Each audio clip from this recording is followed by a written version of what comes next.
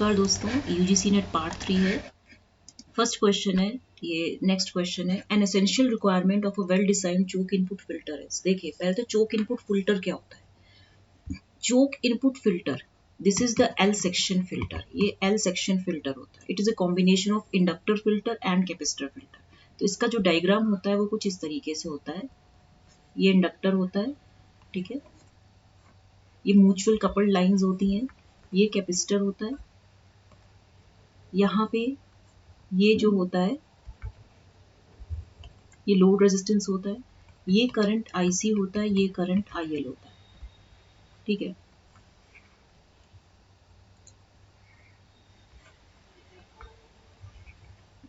यहाँ पे वीएल निकल रहा है, voltage across load inductor, plus and minus.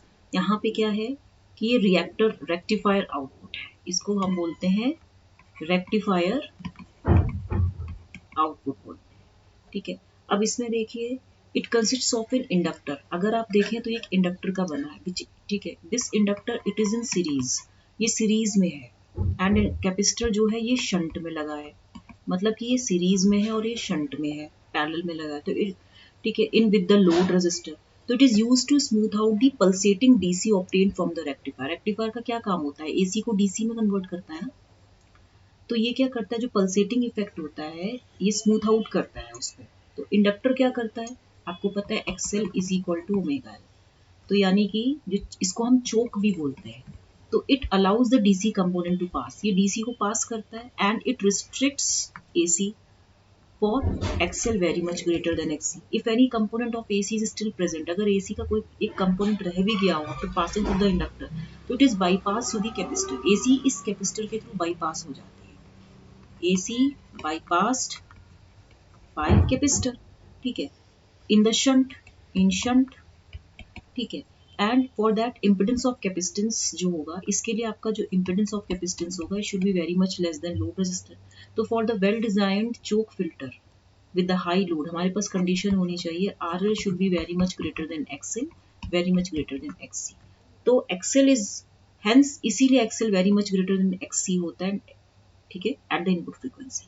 तो हाफ वेव रेक्टिफायर है, अगर हाफ वेव रेक्टिफायर है तो इस केस में जो RL होगा very much greater than omega L, very much greater than 1 upon omega C. और अगर फुल वेव रेक्टिफायर होगा तो इस केस में RL very much greater than twice omega L, very much greater than 1 upon twice omega C, ठीक है। तो इसका जो राइट आंसर होगा वो होगा एक्सएल। देखिए क्या दिया है, XC at the input frequency must be equal to the RL। तो ये तो गलत है, ठीक है, this is wrong. XL be equal to XC at the input frequency, ये भी गलत है। XL much be less than XC at input frequency, ये भी गलत है। XL much be greater than XC at the input frequency, ये सही है, ठीक है, ये सही है। नेक्स्ट क्वेश्चन है the total output offset voltage of N operational amplifier is a function of these effects. कौन सा होता है, input offset voltage and input bias currents, input offset voltage and input offset currents. Offset voltage का तो होता है पर input offset current का नहीं होता। Input offset currents and input bias currents, no. Offset क्या कह रही है, इसका जो राइट आंसर होगा, करंट्स का भी, दोनों करंट्स ही नहीं होती है, input voltage range and input offset currents, no. इसका आंसर होगा input offset voltage and input bias currents. कैसे, देखिए whenever both the input terminals of op amp are grounded, जैसे ये आपका ओप एम्प है, this is your op amp, inverting and non inverting input terminal. यहाँ पे इनके बीच का डिफरेंशियल वोल्टेज कितना है, VID। तो यहाँ पे ये V2 है, ये V1 है, ये V आउटपुट है, ठीक है, ठीक है। तो whenever both the input terminals of op amp are grounded, तो आइडियली आउटपुट वोल्टेज कितना होगा, जो आइडियली आउटपुट वोल्टेज होगा वो क्या होगा, must be 0। In this conduction जो प्रैक्टिकल ओप एम्प होगा, ये इस देखिए इसने क्या है, दोनों इनपुट टर्मिनल्स को ग्राउंड कर रखा है, जैसे ये है, दोनों इनपुट टर्मिनल्स ग्राउंडेड है। तो आइडियली जो आपका आउटपुट वोल्टेज होगा इस केस में तो 0 होगा। तो practical op amp always shows a small, जो प्रैक्टिकल ओप एम्प होता है it always shows a small non zero output voltage practically. Ideally तो 0 होगा अगर दोनों इनपुट 0 होंगे, दोनों इनपुट में ग्राउंडेड होंगे। नेक्स्ट है इनपुट ऑफसेट वोल्टेज, जो होता है आपका input offset voltage, it depends upon the temperature and given as V1 minus V2। ठीक है। इनपुट बायस करंट क्या होती है? इनपुट बायस करंट होती है कि जैसे ये इनपुट बायस करंट है, जैसे ये है आपका इन्वर्टिंग नॉन इन्वर्टिंग टर्मिनल। तो यहाँ पे इनपुट बायस करंट्स में क्या है कि ये दोनों ग्राउंड तो हैं। यहाँ पे तो ये था कि दोनों कॉमनली ग्राउंड पे थे। यहाँ पे ये V आउटपुट है, ये ग्राउंड है। तो यहाँ पे कुछ करंट फ्लो करती है IB1 और यहाँ पे IB2। तो for ideal op amp no current flows into the input terminals. Op amp की वेरी स्मॉल इनपुट करंट होती है। It has a very small input current of the order of 10 to the power -16 to 10 to the power -14 ampere. Therefore जो input bias current होती है, जो input bias current होती है, it is defined as the current flowing into each of the two input terminals when they are biased to the same voltage level। मतलब IB1 minus IB2 by 2 होती है, इसका formula ये होता है। ठीक है। Input bias current is defined as the current flowing into each of the two input terminals when they are biased to the same voltage, when biased to same voltage। ठीक है। तो यहाँ पे और जो आपका आउटपुट ऑफसेट वोल्टेज होता है, जो आपका आउटपुट ऑफसेट वोल्टेज होता है due to input offset voltage, due to input offset voltage होता है, it is given as VO offset is equal to 1 plus RF upon R1 into VID होता है। तो output offset voltage due to input bias current, अगर मैं बोलूं output offset voltage due to input bias current, ठीक है, it is given as RF into IB। तो RF feedback resistor and R1 जो है ये इनपुट रेजिस्टेंस है, ये input resistance of op amp है। तो output offset voltage input bias current की वजह से RF IB होता है। ठीक है। और यहाँ पे जो इसने बोला total output offset voltage is a function of input offset voltage and input bias currents. Input offset voltage का होता है and input bias currents. That means इसके दो फॉर्मूलेज हुए ना। क्या फॉर्मूला हुआ इसका, जैसे मैंने आपको भी बताया, एक तो हुआ इसका formula 1 plus RF upon R1 into VID, ये हुआ आउटपुट ऑफसेट वोल्टेज का फॉर्मूला। दूसरा फॉर्मूला इसका हुआ RF इंटू IB। ठीक है।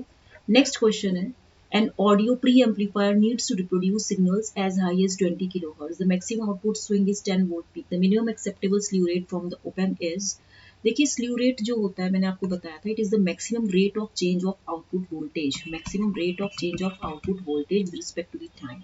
It limits the maximum frequency of operation. Slew rate limits the maximum frequency of operation, operating frequency of op amp. तो slew rate जो होता है it is usually measured in volts per microsecond.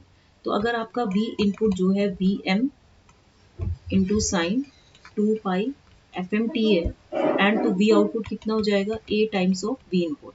तो slew rate कितना हो जाएगा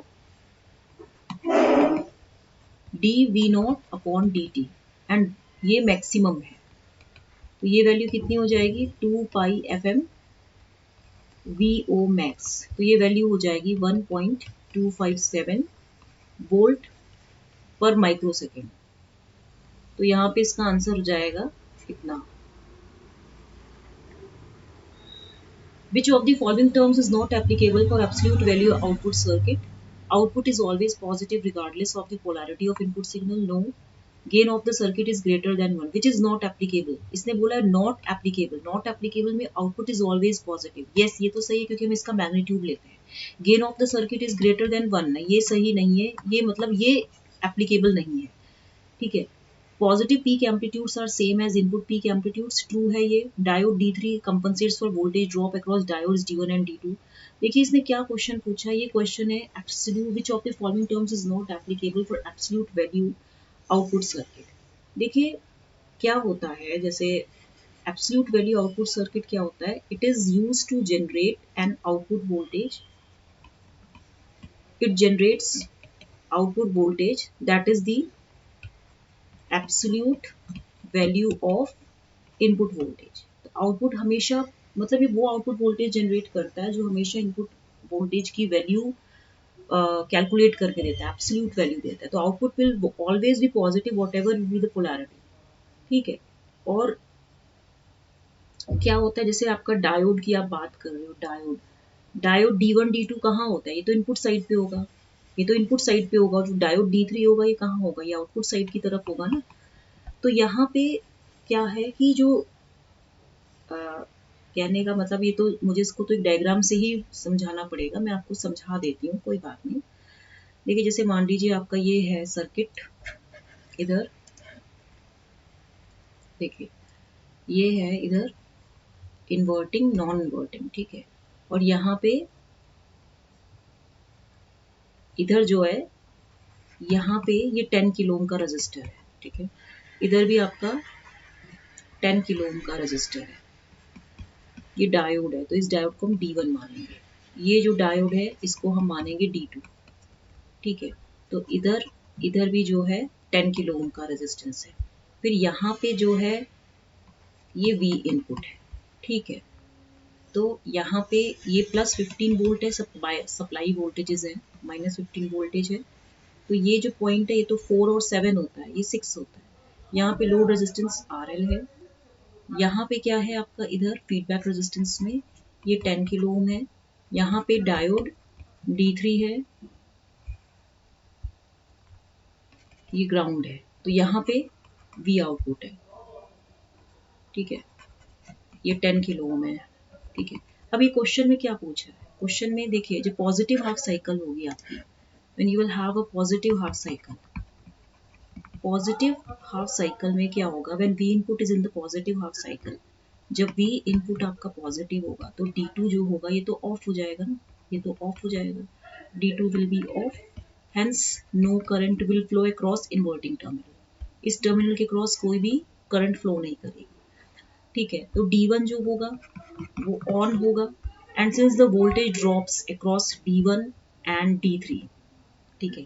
तो यानी कि वोल्टेज ड्रॉप्स जो होंगे आपके, वोल्टेज ड्रॉप्स D1 और D3 के क्रॉस इक्वल होगा, and with the voltage levels at the two inputs of the op amp is equal to equal, दोनों इनपुट के क्रॉस जो वोल्टेज है वो इक्वल है। तो यानी कि पॉजिटिव हाफ साइकिल में क्या होगा कि V output will be equal to V input, output voltage in positive half cycle will just be equal to input.